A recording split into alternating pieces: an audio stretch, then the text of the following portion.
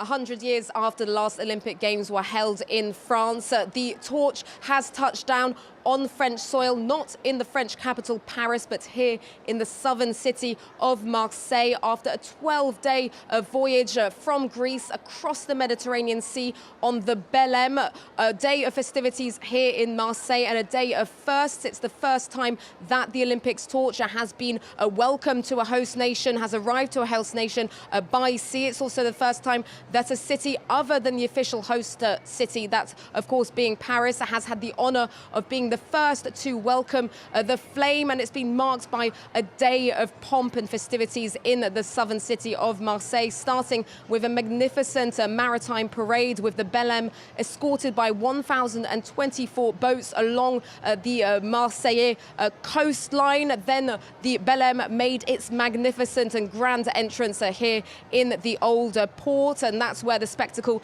really began. We saw fireworks, we heard the Marseillaise, we heard the Paris 2024 official anthem for the first time, and the French National Air Force drew the iconic Olympic rings into the sky here in Marseille. And then, of course, the event, the moment everyone had been waiting for, the touchdown of the torch.